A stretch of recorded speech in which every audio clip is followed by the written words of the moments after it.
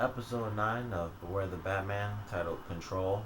This episode, we got the full opening of the series, which was interesting because I never thought that, the opening that we got was shortened. I thought that was just the short opening we had, but we got the long version of the opening, and I'm assuming that's because Katana is now officially in this series.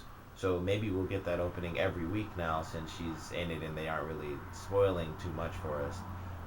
But the long opening, it was still really short, but the long opening, it was cool just to have it because it was a nice little surprise, for the episode. We also got a few other things that were really cool. We got the Dr. Jason to come back. He was taking over most of the episode, so we didn't get too much of his comedy that we normally get. But the little bit we had was really nice. Um, we got to see that Tatsu is actually interested in him. Obviously towards the end of the episode, she kisses him, so she's kind of, she's in love with Jason. So that's cool that they have that sort of, that pairing, and they're so opposite. And he's like the really funny character who's like trying to impress her all the time, and she's sort of the stoic, fighting character. So it'll be good to see, how that plays out throughout the rest of the series. Once they pretty much solve the problem with Jason that obviously was shown at the end of the episode as a teaser, I guess, for if not next week, then some episode in the future. But we got Jason back, which of course it was kind of obvious that that would happen because the thing that he created was so powerful that it could basically just solve problems for electricity and power, that the League of Assassins wouldn't just leave him alone. So they hired Cypher for this episode, and I really like Cypher. He had a really cool design, and just how the character interacted with people, how he would take control of them was actually pretty cool to me, and how he would talk through them rather than use his own voice. I thought that was interesting too.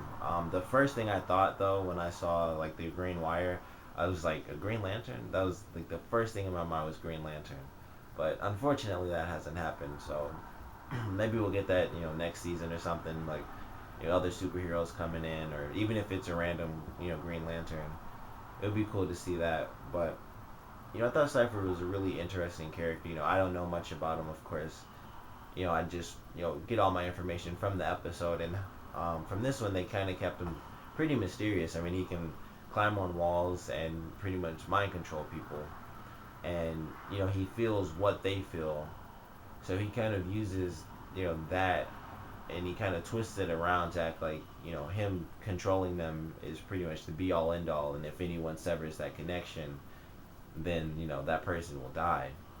And it was cool to see that his weakness is actually he's so connected to these people when he controls them that their pain becomes his pain, and I just thought that was a really cool way to, I guess, not weaken the character, but make him more of a normal villain rather than this impossible to defeat character. So it was really cool that his weakness was his ability, and Tatsu exploited that in the end. And it was really interesting to see her training. In the beginning of the episode, her and Bruce are fighting, and Bruce basically says, you can't just go with your heart, you have to go with your head, because she'd get angry and she'd be predictable, and he could pretty much counter all of her moves.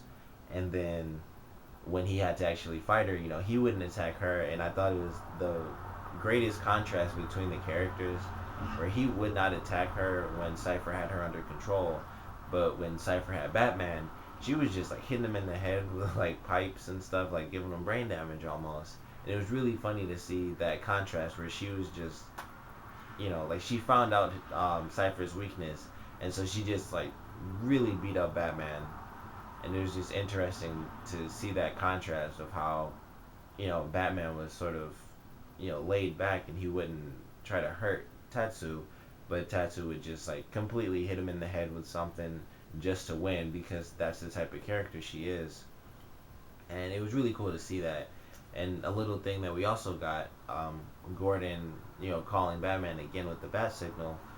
Obviously we're seeing more of a connection between the characters. He kind of tells the other cop to go get like half a dozen donuts, and then Batman comes in. So it's kind of cool that we have that.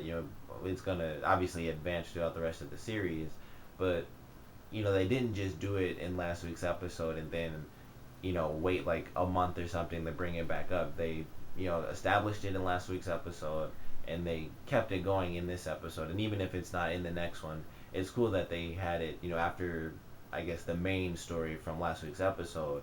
They still put it in there, for us fans that, they are going to be connected more throughout the rest of the season after, Batman saved Barbara. So it was cool to have that little moment.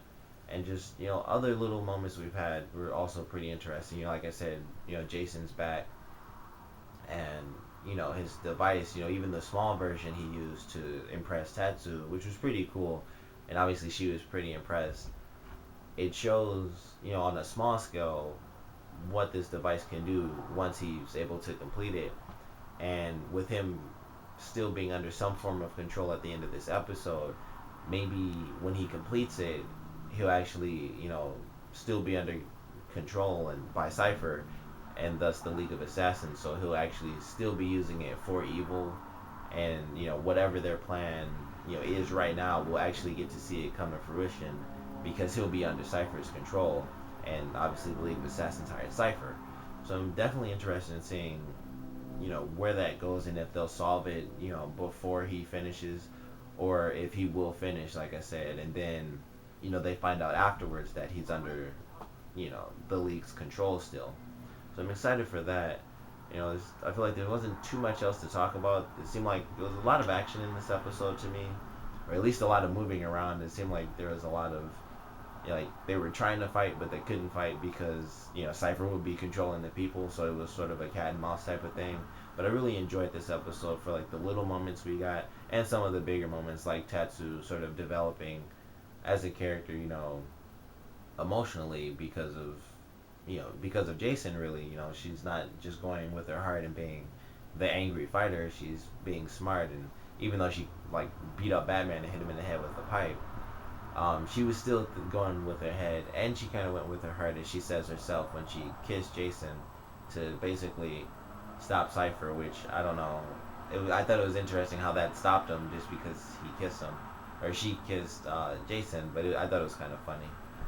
But, comment below, let me know what you thought of this episode.